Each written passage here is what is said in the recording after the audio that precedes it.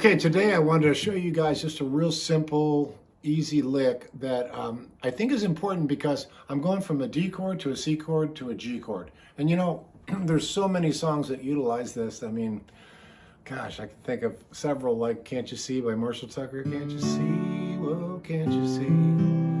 G, what that woman doing to me? I mean, there's a million of them, but it's a 1-7-4 change. So, you know, this being the 1, C being the 7, and the G being the 4. But we don't care about that right now. What we care about is stuff we can use, right? And then make our guitar player more fun, shine a light on it. So what I'm doing is I'm doing a regular D chord, you know that, and I'm taking my second finger on that F sharp note, and I'm doing this. So I'm coming down as a target note on that D string because that's my root, right? And then I'm coming up on the second fret of the E string, and then hitting that third fret of the B string. Got it? And then open up that E string. Pretty simple, right? Slow motion. Doesn't sound like much when you play it slow, does it? Sounds like, what does that sound like? Sounds like a Beatles song.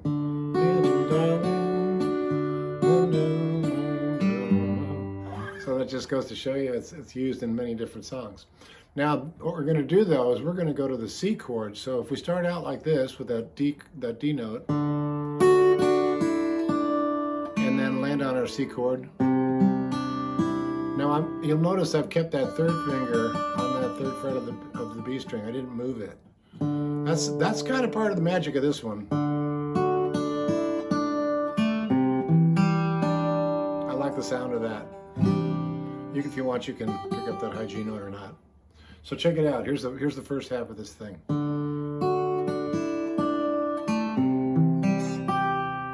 Got it? And how you do that is up to you. I'm just spelling out the C chord with that D in it. In this case, the G2. But what that does, it leads you into playing that G chord. So if you do this, if you do go, and then you go to that C, you're halfway to doing a G chord, okay? Okay, now all you got to do is move these two fingers up, you know, up 2 strings, or down, depending on how you look at it, the lower strings.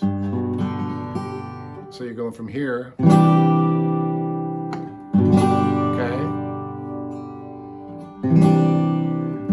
And then I'll do this lick, and that's how I wrap this whole thing up. And that's an open A, hammer on the second fret of the A, open D, second fret of the D, and then just spell out the D chord. So in slow motion, the whole thing would sound like this.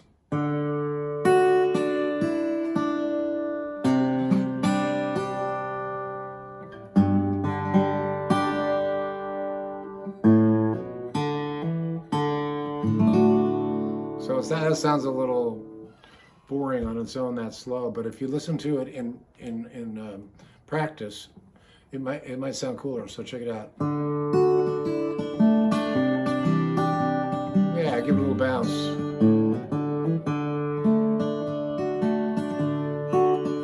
And again, there's no hard fast rule about how you do this. You can stagger it.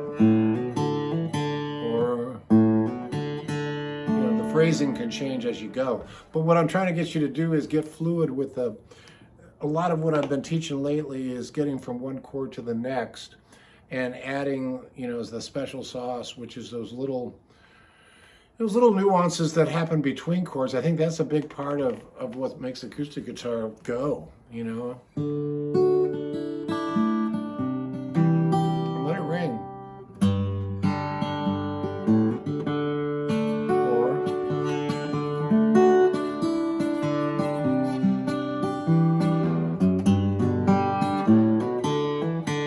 Kind of cool. Walk up to the G. catch that? So I went from the D, and then I went straight to the C, and then I walked up to the G, and then the lick. Got it? Slow motion.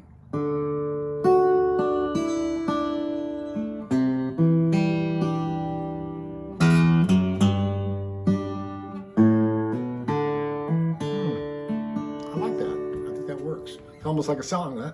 Hey, we wrote a song together. So check it out. I'm going to do it. I'm going to go round and round a few times. And what I'm going to do is, I like to do this sometimes. I'll play it out, and I'll do some variations on this theme that I just taught you. So I'll start out exactly what I showed you, and then I'll bounce around a little. And if you want, you can go back, and if you see something you like, you can pick it out or hit me up or whatever.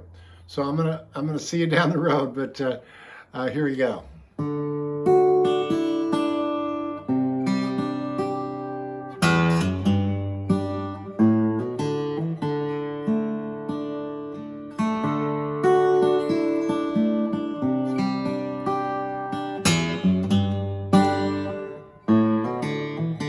Okay, now I'll change it up.